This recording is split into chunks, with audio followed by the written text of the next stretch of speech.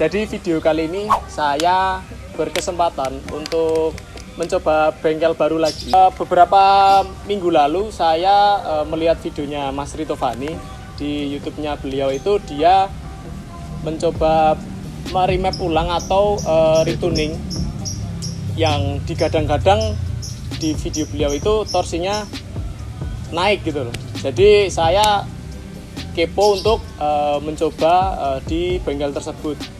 Bukan berarti remapan sebelumnya itu jelek atau gimana. Cuman saya masih penasaran sama si performa Etios Falco saya. Jadi saya ingin mentokin torsinya bawah karena saya jarang banget buat kebut-kebutan gitu loh. Jadi buat kota-kota stop and go itu pengennya sih torsinya nendang gitu. Jadilah saya mencoba datang ke bengkel Beyond Auto Performance ini, Mas. Oke, jadi di samping saya ini ada Mas Yeri. Kemudian samping saya ini adalah Mas Rito Fani. Mas Yeri ini adalah salah satu owner ya, Mas? Owner dari Beyond Auto Performance atau Beyond Car Wash. Yes, kita ada 2 orang nih. Saya sama Mas Andi, mungkin beliau lagi sibuk nih hari jadi ini. Mas Andi belum bisa datang, jadi diwakilkan sama Mas Yeri. Saya mending langsung mengerucut di pertanyaan tentang remapping di Etios Falco saya. Jadi saya itu kan dulu pernah ngublek-ngublek bengkel remap di Jogja. Jadi untuk nembusin si Etios ini kan lumayan susah. Hitungannya lumayan sulit karena setahu saya ecunya ecu bos gitu loh. Nah, kebetulan saya datang ke Beyond itu, Mas Yeri nyoba itu bisa tembus. Nah, itu untuk kesulitannya di mobil saya itu apa, Mas? Jadi gini, sebenarnya sama ketika Mas Rito juga tanya, pertanyaannya sama nih tentang ecu bos. Mungkin di Indonesia cuma beberapa yang sudah bisa tembus nih ecu bos dengan metode yang macam-macam kan. Jadi sebenarnya bukan masalah bisa atau tidak bisa remapper untuk meremap ecu bos, tapi tergantung metode dan alat yang digunakan. Oke. Itu kalau kita bicara teknis ya. Terus kalau untuk mappingnya sendiri, kita langsung bicara mapping ya. Iya. Mappingnya si Etios ini kan sudah di remap nih. Sudah di remap. Di remap, dan saya juga lihat mappingannya oke. Iya. Bagus. Untuk powernya akuin lah. Ya. Untuk mappingannya bagus. Tapi ada beberapa segmen yang saya rubah. Yang saya rubah pada akhirnya saya merujuk ke torsi nih. Saya nggak main powernya. Saya merujuk ke torsinya. Dan kemarin pun ketika Mas Wildan bertanya juga kan, saya nggak bilang yo iso kan, nggak gitu. 50-50 lah ya. 50-50 ya tak coba nih sih kan gitu. Tapi setelah ya kita coba ngerjain, coba nggarap, ya ternyata Bisa. ada hasilnya gitu loh, ada hasilnya. Dan mungkin Mas Wildan sendiri juga bisa merasakan lah. Iya, jadi ini video apa. saya pas waktu nyoba di jalan. Wedan. Statikmu kalian racing kan itu. Sing iki emes tenagane sing iki wedi karo tuane. Untuk kita tadi bicara torsi itu kira-kira yang diubah tuh bagian apanya kalau misal boleh tahu? Jadi sebenarnya gini, kalau saya belajar ya, kita mapping itu kalau saya pribadi, kita tinggal milih nih. Katakanlah mobil standar nih, kita mau nyari powernya atau nyari torsinya. Kalau kita memang mungkin punya idealisme yang berbeda dengan teman-teman lainnya ya. Idealisme kita ya torsi. Gimana caranya menaikkan torsi? Karena gini, dengan HP naik, ada kalanya torsi itu juga belum tentu bisa naik. Tapi kalau torsi naik, pasti ada penambahan HP yang naik, pasti itu. Meskipun tidak sesignifikan ketika torsi naik. Nah itu yang menjadi tolak ukur kita, idealisme kita di situ. Karena kan kembali lagi, Jogja itu jalan panjang mana sih? Ya, jalannya pendek-pendek dan ramai. Tracknya panjang di mana sih? Ya, yang diperlukan adalah stop and go-nya dan efisiennya gitu. Itu yang kita junjung nih, efisiensi untuk bahan bakarnya. Kalau bilang irit sih kita nggak berani jamin. Tapi kalau efisien mungkin ya 90% lah pendekatannya. Tapi banyak teman-teman ini ngomongin tentang efisiensi Mas. Jadi banyak yang nanyain kalau misal remap tuh bakal lebih boros nggak sih Mas? Tergantung. Ya? Jadi ya mapping itu seni kan. Seni. Jadi tidak ada patokan. Ya kalau patokannya sih ada. Ya. Secara garis besar patokan kita itu ada. Tapi kan mapping setiap orang itu berbeda-beda. Ya. Karakternya beda-beda. Ada yang ya tergantung juga pengennya piye iki mobilnya. Ya. Pengen boros, penak, banter kan pasti ada kayak gitu. Iya, betul. Nah, selama ini kita melayani customer yang notabene mobilku lemot ki. Iya. Tarikannya kurang ki. Nah, kita melayani hal yang seperti itu. Jadi ya terbatasnya di torsi kalau kita. Torsi ya. Torsi. Mungkin ini banyak yang ditanyain sama teman-teman. Kalau misal di remap itu tujuan utamanya tuh apa sebenarnya? Sebenarnya gini, di dalam Eco kan itu juga udah tak sampaikan ke videonya Mas Rito. Di dalam Eco kan masih banyak potensi nih yang tersimpan dari mobil itu yang belum terbuka locknya gitu kan. Ya kita berusaha untuk memaksimalkan itu, memaksimalkan apa ya yang dipunyai Eco yang bisa dikeluarkan untuk engine-nya. Jadi gini, kalau di tempat kita, ini bicara di Beyond ya. Iya, di Beyond.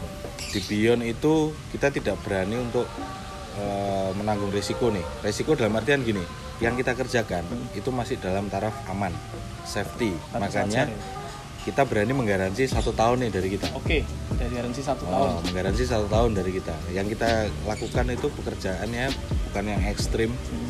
Contoh nih, yang udah kemarin sedikit tak edukasi tentang open limiter.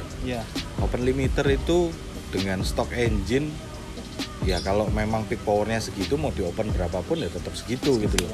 Tidak ada peningkatan sebenarnya. Kayak mobilnya Mas Wildan kan kemarin, ya saya buka nih ya, nggak apa-apa, di 7.600 nih. Kalau menurutku ya itu terlalu tinggi. Kalau standarnya berapa Mas tempat saya? 6.000 ya? 6.500. Makanya kemarin tak turunin kan, dan itu pun masih apa ya, masih enak lah mobil itu. Buat ngejar top speed juga masih dapat. Toh juga nggak bakalan kan sering-sering tiap hari dipakai dengan RPM segitu. Ya orang kita mobilnya juga jarang keluar kota. Durability-nya lah yang dipertahankan itu. Gitu. Untuk garansinya 1 tahun tuh meliputi apa aja Mas? Ecu. Jadi gini, kalau dari kita, ketika contoh nih kita nggarap Ecu nih, kan sebenarnya yang berisiko itu yang garap sebenarnya, yang ngerjain. Ketika ecunya mati pas kita kerjain ya kita tuker. Bagaimana caranya mobil ini tetap bisa jalan. Untuk yang 1 tahun, katakanlah gini, ada hasil mappingan atau pokoknya yang pengerjaan dari kita tentang ecunya, tentang dalamnya, yang ternyata dalam kurun waktu 6 bulan, 5 bulan ecunya tiba-tiba mati nih. Kalau memang itu dari kesalahan dari kita, ya kita ganti, kita garansi. Gitu. Jadi terjamin lah ya Mas. Ya kita berani menjamin 1 tahun. Untuk durabilitasnya di remap Eco di Beyond. Untuk stage-nya sendiri. Jadi kita punya, ya tidak semua mobil bisa sih. Kita punya beberapa mappingan untuk mobil. Kita bisa memberikan stage 1, stage 2 gitu. Nah itu berbeda-beda nih settingannya.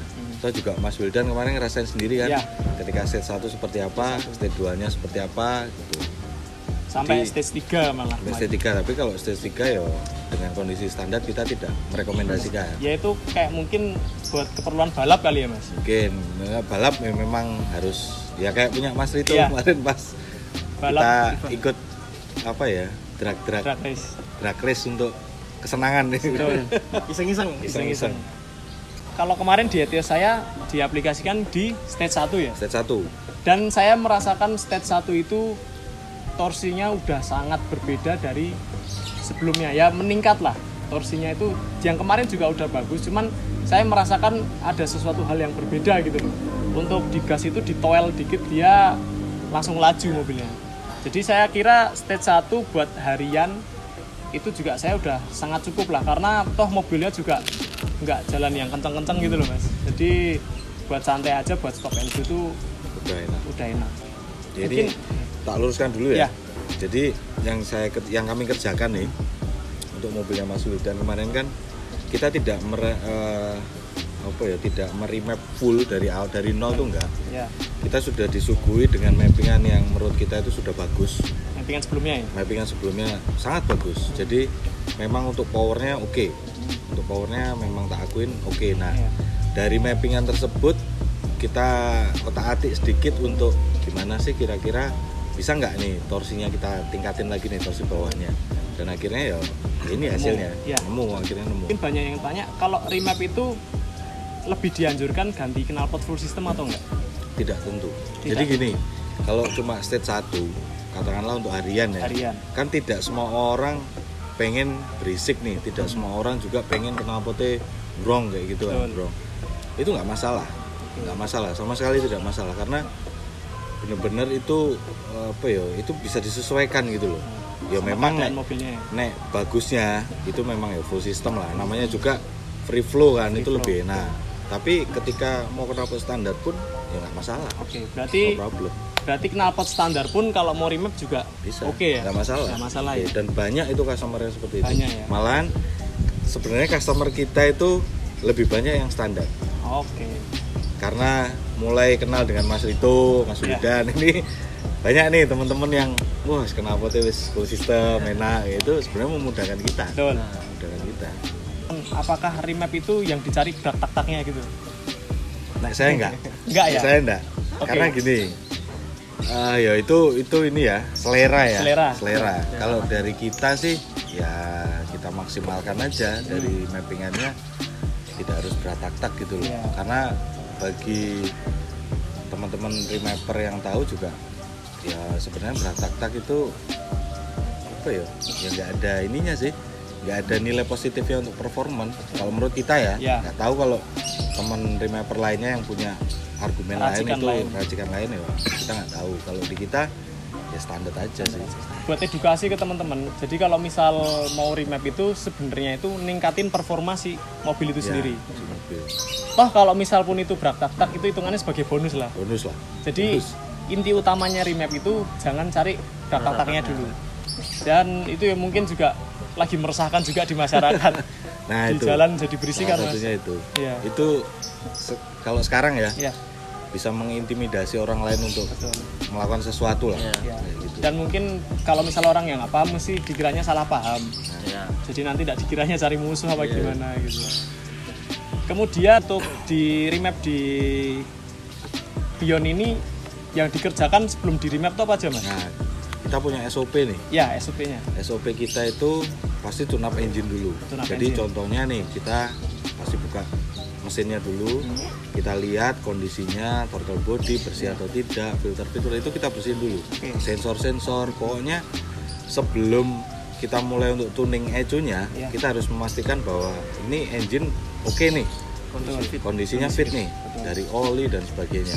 Dan kita berhak menolak ketika kita tidak yakin, wah engine-mu memang fit, ada permasalahan ya kita tidak menolak. Jadi ya ini salah satu tuner yang mengedukasi, jadi bukan sekedar mencari uang tapi dia harus memberikan edukasi kepada si calon customernya itu. Kemudian kalau misal tuning itu di setiap mobil itu mappingannya bakal sama nggak? Enggak. Beda. Berarti setiap mobil itu diracik sendiri-sendiri gitu. Jadi gini, kalau kita kan ya memang yang kita kerjakan ribet nih, bisa dibilang ribet. Makanya kita butuh waktu 1-3 jam. Biasanya kayak gitu standarnya. Jadi pertama datang adalah yang kita tanyakan keluhannya apa nih. Kira-kira mobilmu kurang piye kan gitu. Ya kita berusaha untuk memaksimalkan sedekat mungkin dengan keinginan customer. Meskipun ada memang ya namanya juga mobil kan ada batas maksimalnya nih. Apalagi mobil standar toh. Itu ya kita sedekat mungkin lah dengan keinginan customer ya. Ini kalau misal kita bicara harganya untuk Etios ini, untuk Etios sendiri ini start from berapa? Kita start from 2,5. 2,5 ya? 2,5. Itu udah include yang tadi pembersihan itu sudah masuk semuanya. Jadi kita paling murah memang 2,5 nih. Start from 2,5 itu sudah include untuk engine performance lah katakanlah. Kita tuning dulu engine-nya, kita siapkan dulu engine-nya meskipun itu mobil standar ya. Kita siapkan dulu baru kita berani tuning. Oke. Mas. Apa? kita sambil ngopi guys. Iklan dulu, iklan. Tempatnya oke banget. Tak iklanin nih kalau di Jogja di Redwood. Tempatnya oke, mantap. Oke, jadi ini yang salah satu nilai plus dari si Beyond sendiri. Mungkin ini pengalaman saya pertama. Sebelum di remap itu dia harus cleaning body, throttle body, cleaning filter, sensor, cek sensor. Jadi ini adalah nilai plus di Beyond. Jadi ya kalau dengan harga segitu saya bisa katakan itu sangat worth it gitu loh. Jadi mesinnya sebelum di remap itu udah istilahnya kayak di refresh dulu. Ya mungkin kalau teman-teman ada yang kepo atau penasaran, mungkin bisa konsul dulu kali ya Mas. Boleh, atau langsung main-main aja boleh ke Beyond. Jadi datang ke Beyond tidak harus remap. Jadi kita ngobrol pun ngopi-ngopi santai dulu. Dan bisa test drive. Bisa test drive. Ya, jadi kita memberikan trial nih. Ya, jadi ada di situ mobil yang standby di bengkel itu buat dicoba lah buat calon customer. Jadi ada Matic, ada manual. Jadi kita punya Yaris Matic, Yaris Bakpao. Terus manualnya kita punya Wuling sama Mazda 2. Matic-nya juga kita punya Mazda 2 juga. Jadi monggo silakan. Ya. Jadi dicoba. Mungkin kalau teman-teman yang masih ragu itu bisa coba dulu walaupun pakai mobil di Beyond. Jadi biar memantapkan hati lah, biar lebih percaya gitu ya. Oke, jadi untuk IG-nya sama alamatnya mungkin saya cantumkan di bawah atau di kolom deskripsi. Oke, mungkin sekian dulu video saya kali ini. Yang baru saja mampir jangan lupa subscribe dan jangan lupa like. Kalau misalnya ada pertanyaan bisa tanya di kolom komentar di bawah. Terima kasih telah menonton. Jadi remap menurut kita, remap itu apa ya? Your driving style, your way, your car, terus your new experience lah untuk mobil kalian sendiri. Jadi remap tidak selamanya untuk banter-banteran nih, untuk kebut-kebutan. Jadi memang itu sesuatu hal yang baru untuk mobil kalian, yang bisa kalian coba, yang bisa anda coba dengan tenaga baru, dengan torsi baru. Pokoknya bagaimana kalian nyaman dengan hasil remapan.